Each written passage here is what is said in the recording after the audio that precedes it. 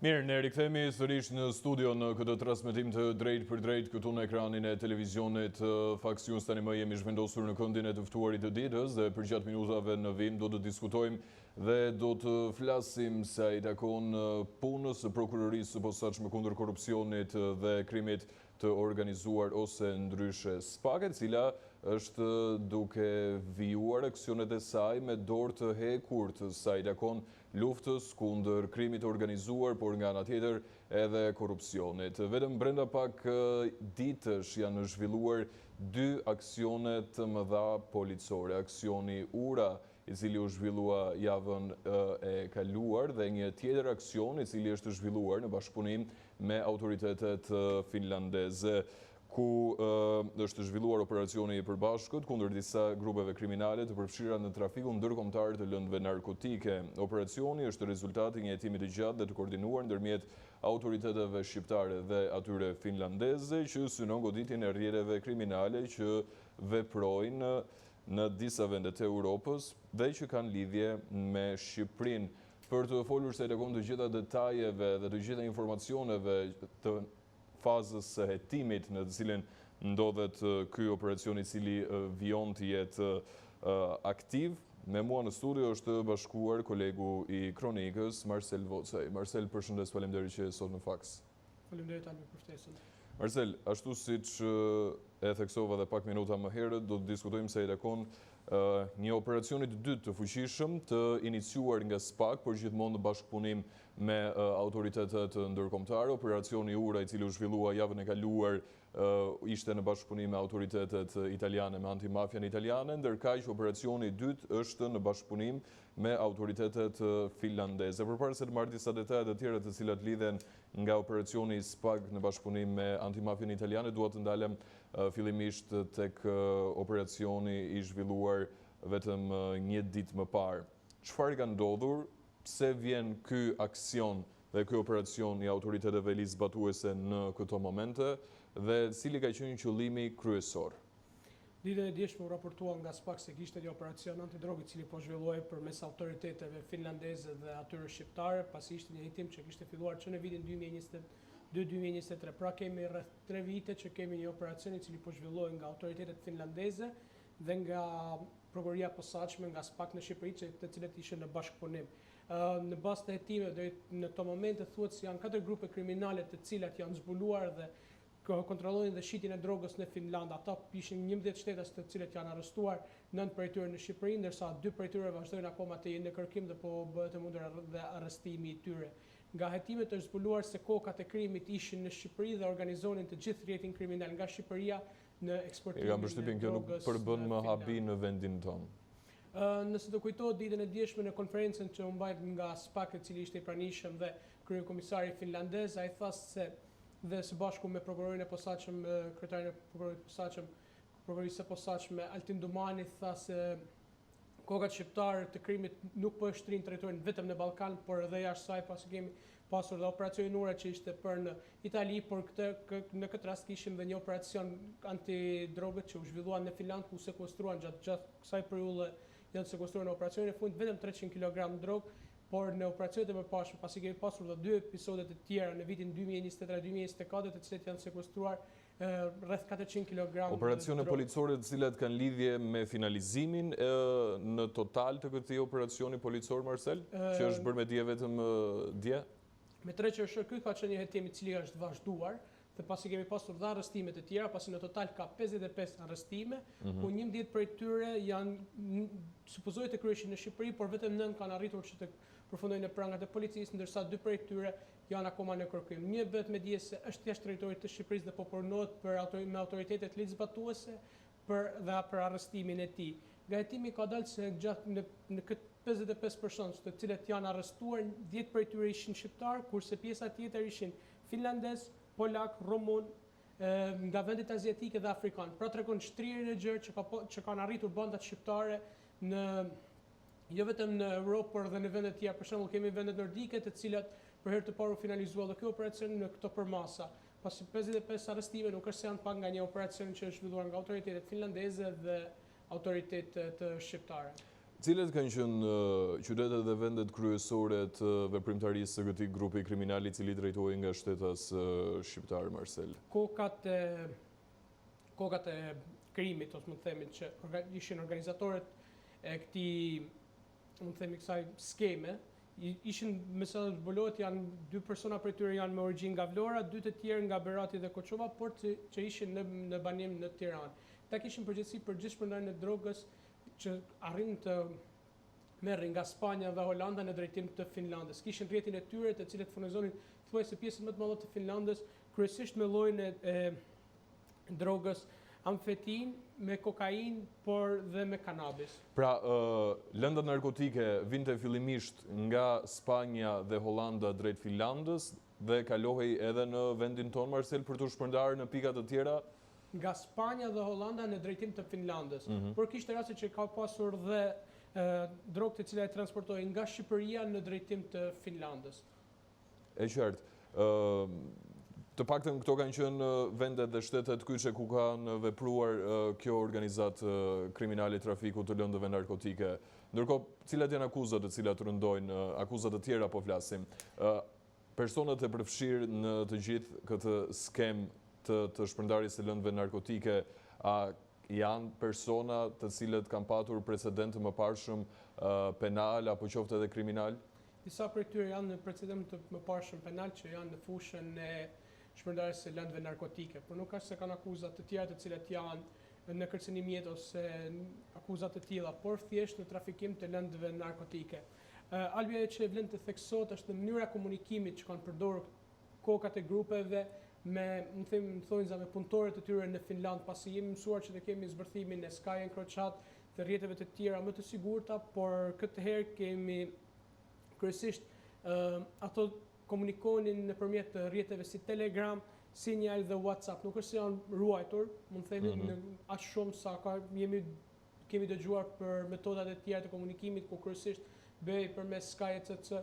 komunikimi. Këtë herë kemi rrjetin WhatsApp, Signal dhe Telegram. Telegram dhe Signal janë 2 aplikacione të cilat janë mjaft të sigurta, por komunikimit që janë bërë në WhatsApp mendoj se dhe mund t'i kenë ndihmuar autoritetet dhe në zbulimin e gjithë skemës që kanë përdorur. Sipas informacioneve dhe burimeve tona, Marcel, është shkatëruar I gjithë rrjeti, I gjithë grupi, apo kemi të bëjmë edhe me pjesë të tjera përbërëse të cilët kanë qenë bashkëpunëtor në realizimin e këtij aktivitetit jashtëligjshëm? Ditën e dieshme do thonë se u shkatërua rrjeti, por në opinionin tim nuk mendoj se mund të jetë shkatëruar I gjithë rrjeti kriminal, pasi një rrjet kriminal nuk vepron I vetëm. Ka dhe persona të tjerë të cilët bashkëpunojnë, të cilët kanë përgjegjësitë e tyre për shitjen ose për marrjen në dorëzim të drogës dhe transportimin e saj. Nuk mendoj mund të jetë shkatëruar I gjithë rrjeti, por në mendimin tim personal jo, nuk është shkatëruar. Ndërkohë deri në çfarë faze janë hetimet për kuptuar pak më shumë gjithë fabulën e këtij operacioni dhe aksionit organeve ligzbetuese? Hetimet kanë përfunduar, është përgatitur dhe dosja hetimore nga prokuroria e posaçme në bashkëpunim me autoritetet finlandeze, ku ditën e dieshme bë dhe zyrtarizimi I saj, të cilët deklaruan dhe dhanë një deklaratë për media së bashku me homologët finlandez, të cilët deklaruan se si kishin vijuar hetimet, por mund të themi se nuk është finalizuar akoma plotësisht, pasi 2 prej organizatorëve të këtij rrjeti kriminal nuk kanë përfunduar akoma në prangat e policisë, pra mungojnë dhe 2 persona të tjerë të cilët mund ta quajmë të gjithë operacionin e kompletuar. Ndërkohë, Marcel, pritet vetëm gjykimi I tyre në këtë rast. Duke qenë se hetimet tashmë kanë përfunduar, pritet vetëm gjykimi dhe dënimi në mënyrë zyrtare.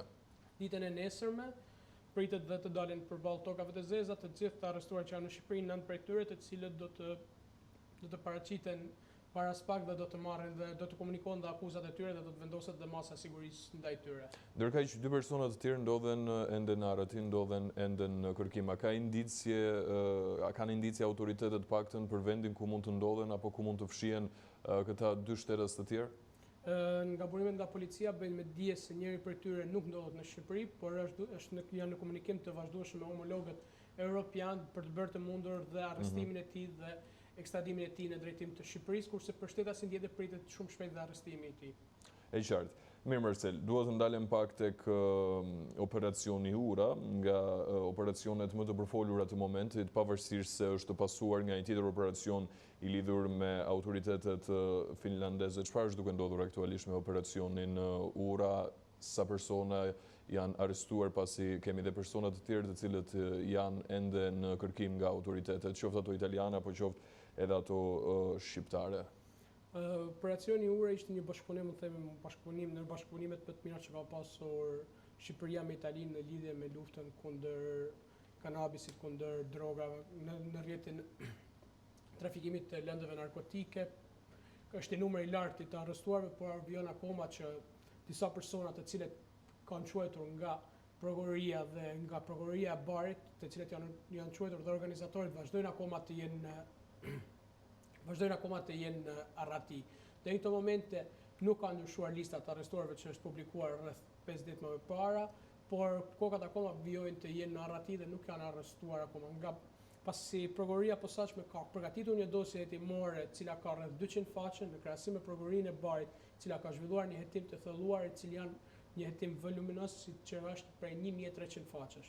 Pra, autoritetet tona kanë një dosje hetimore vetëm me 200 faqe, ndërkohë autoritetet italiane. Duket sikur punën më të madhe autoritetet italiane e kanë bërë vetë me 1400 faqe dosje hetimore. Po si kanë arritur këto autoritetet të marrin kaq shumë informacion dhe kaq shumë të dhëna, duke krijuar dhe duke bërë një dosje kaq voluminoze? Marcela, po si duket drejtësia aty është më e avancuar, më e zhvilluar dhe më e paprekur se ç'mund të jetë në Shqipëri të paktën? Nuk mund të them se është më e paprekur në Itali ose është më e dobët drejtësia në Shqipëri ose hetimet që zhvillohen në Shqipëri. Ja, absolutisht, po kam përshtypjen është punë kapacitetesh. Nuk është as tek pjesa e kapacitetit, por kryesisht trafikimi është bërë në Itali.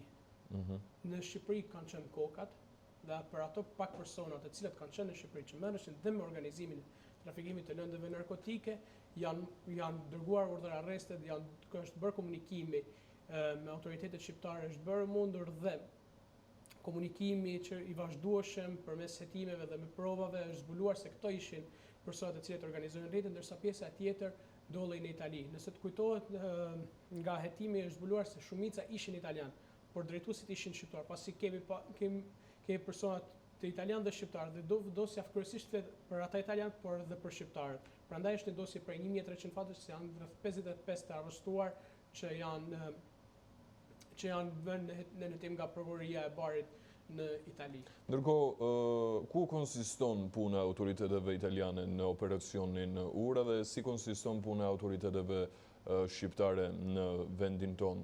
Dhe çfarë roli ka patur policia e shtetit? Pasi u duk dhe nga burimet tona ka patur informacione që nuk ka patur vetëm rol vëzhgues në të gjithë operacionin e ndërmarrë. Kjo vjen si pasojë e asaj që ka thënë edhe krye prokurori Dumani, se i takon personave me precedent kriminal të cilët ndodhen dhe vijojnë të jenë ende pjesë e radhëve të policisë së shtetit?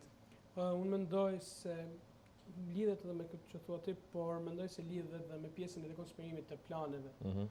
Pasi policia shqiptare është informuar vetëm në mesnatë në lidhje me operacionin, pra, pasi natën e operacionit është njoftuar edhe operacionit janë njoftuar grupet e posaçme si grupi Reneas dhe forcat e ndërhyrjes shpejtë, të cilat kanë qenë si asistues në operacionin e zhvilluar nga SPAK, dhe siç duket nuk është se kanë pasur një besim të plot, një besim të verbër tek policia shqiptare, pasi operacionin policia shqiptare ka marrë vetëm në orët e para të mëngjesit.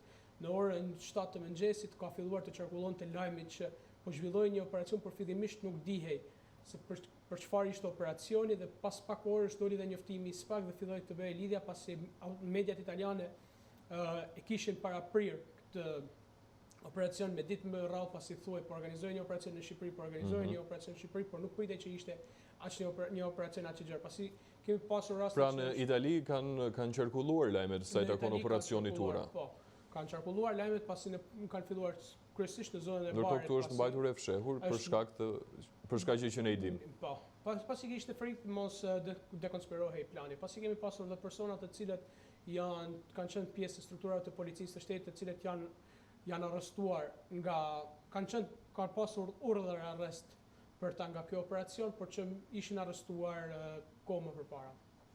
E qartë, ndërkaq, Marcel, se 2 mega operacione të ndodhura brenda shumë pak ditësh i paraprin një tjetër operacioni të ndërmarrë nga SPAK, autoritetet e drejtësisë në vendin tonë në bashkëpunim me autoritetet të tjera, se si duket SPAK nuk do të punoj, nuk do të jetë i qetë të paktën gjatë periudhës së verës. SPAK ka filluar të veprojë atë kur askush nuk e pret. Për operacionin me finlandezët nuk kishte askush dieni, nuk kishte as pak informacione se çfarë po ndodhte. Pra ne mund të presim gjithçka nga SPAK. Po. SPAK është në lëvizje të vazhdueshme gjatë gjithë kohës dhe akoma nuk mund të themi jo do pushoj SPAK, jo do punoj SPAK. SPAK po bën punën e vet, po ka finalizuar 2 operacione brenda 10 ditësh. Kemi në shkatrimin e 2 strukturave kriminale të cilët merren në trafikimin e lëndëve narkotike, njëra në Itali, që është operacioni Ura dhe operacioni tjetër i cili Po për mos harrojmë që kokat e këtyre organizatave ndodhen ende në Arati. 2 prej tyre nga operacioni me finlandezë ndodhen akoma në Arati, ndërsa për operacionin Ura është një operacion akoma më i gjerë se operacioni finlandez, pasi kemi të flasim me tonelata dhe me dhënia transportit që është zhvilluar, pasi kemi edhe pastrimin e parave që kanë bërë autoritetet, që kanë bërë në Shqipëri nëpërmjet ndërtimit, është një operacion akoma më i gjerë se operacioni finlandez. Operacioni që u zhvillua me Finlandën është një operacion shumë mirë, më përgëzoj strukturat e policisë dhe prokurorisë së posaçme në lidhje me operacionin, pasi ka pasur dhe policë të angazhuar në arrestimin e shtetasve të shpallur në kërkim, por operacioni Ura është tjetër nivel në krahasim me operacionin finlandez. E qartë. Marcel, unë të falenderoj shumë që ishe sot në studio me mua, të falenderoj shumë për të gjitha informacionet dhe detajet se lakon punës autoriteteve të drejtësisë në vendin tonë dhe me atë që the vetëm pak më herët, ne nuk na mbetet gjë tjetër vetë se të jemi gati për raportim. Faleminderit Alvin. Ne shkëputemi në publicitet.